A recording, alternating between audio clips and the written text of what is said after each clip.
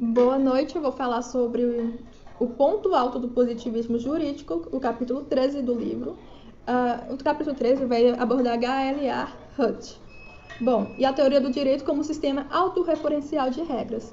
Hutt, ele foi um filósofo importante, foi professor da Universidade de Oxford. Sua obra mais importante, digamos assim, aqui muitas pessoas conhecem mais, é essa daqui, O Conceito de Direito. E é essa obra que vai ser analisada também no capítulo 13. Hutt, ele, além dessas obras, tem outras, se eu não me engano, outras 6 obras também, ele tem outros trabalhos. E ele é um juspositivista, mas ele diferencia até mesmo dos outros juspositivistas, porque ele, digamos assim, ele elabora um próprio juspositivismo, um juspositivismo analítico. Hutt, ele vai fazer uma distinção entre a moral e o direito. Ele fala que o direito é um sistema de regras que deriva das próprias regras. Então, ele tira a moral, o valor moral, deixa ele de escanteio, digamos assim.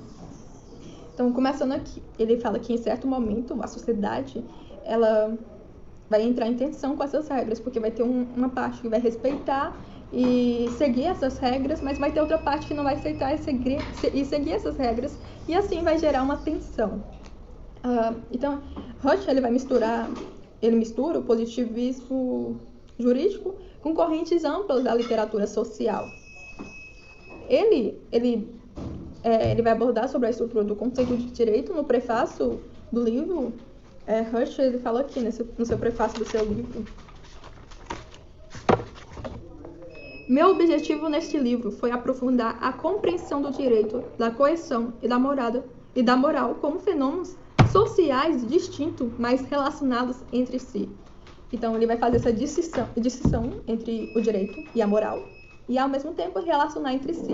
E ele também fala que você pode ler o livro de duas maneiras. A primeira é de acordo com como se fosse um ensaio sociológico descritivo, e a segunda maneira como se fosse um ensaio de teoria jurídica analítica que pretende revelar ou esclarecer as características centrais do direito.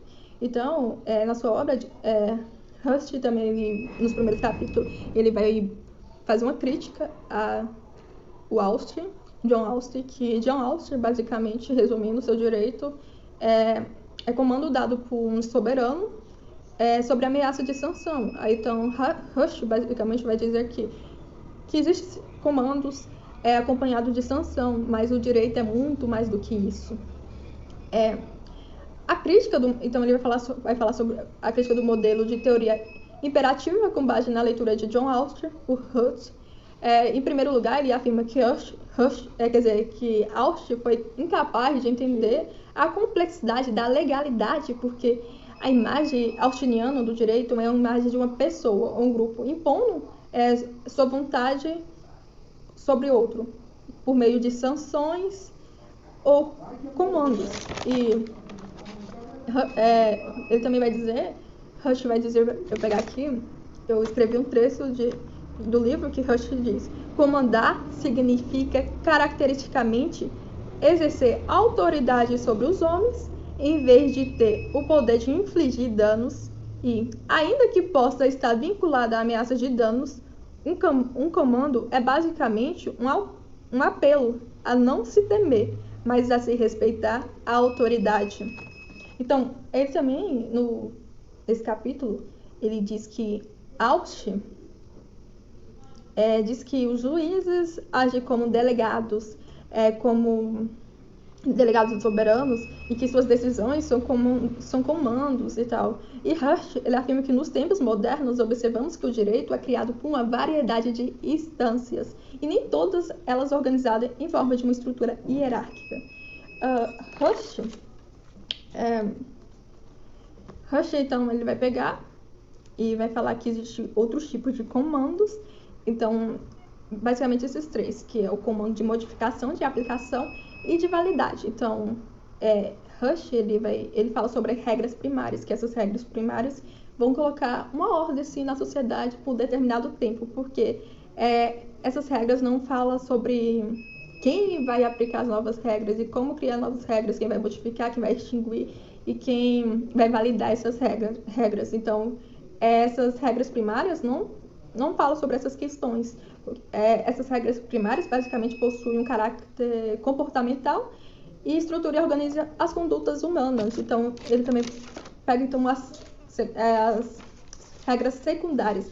E essas regras secundárias vai falar sobre essa questão da questão de modificar o do julgamento e da regra de reconhecimento. Essa regra de reconhecimento a gente vai até recordar um pouco, até mesmo de Hans Kelsen, porque essa regra de reconhecimento ela vai validar o sistema jurídico. Aí, a gente temos esse cara que está aqui na tela, com esse nome assim um pouco diferente. Bom, esse cara que eu acho que é Lud, ele vai influenciar demais o Hutch na questão da linguagem. Então, ele influencia o Hutch na questão da linguagem, que basicamente Hutch vai falar que até o presente momento ninguém soube dizer realmente o que é o direito, porque não soube usar a questão da linguagem. Então, Hutch usa a questão da linguagem e ele vai dizer o que é direito para dizer o que é direito, porque o direito é algo amplo, o direito é basicamente uma linguagem, é uma textura aberta do direito. Então, para você analisar o que é direito, você tem que analisar os direitos, a questão também dos deveres, entre outras questões que são relativas ao termo direito. E Rush ele fala também que a sociedade ela pode ter diferentes regras de reconhecimento, mas tem que ter um cuidado com essas regras de conhecimento, essa expressão regra de reconhecimento, essa expressão de regra de reconhecimento, ela tem certas limitações. Boa noite, me chamo Thiago e, prosseguindo com o capítulo 13, vou explicar como se dá para o Everett Hart a narrativa da existência do direito. Então, sobre esse questionamento por trás da pergunta o que é o direito, normalmente temos em mente que o direito seria uma amontoada de leis, ou então que o direito seria um corpo para ter determinadas decisões de uma autoridade qualquer ou de funcionários de alta burocracia. As afirmações podem estar no nível assim meio simples, meio raso, mas de algum modo acabam refletindo as posições até dos próprios filósofos do direito, como Hart, porque não só dos doutrinadores que se faz o direito.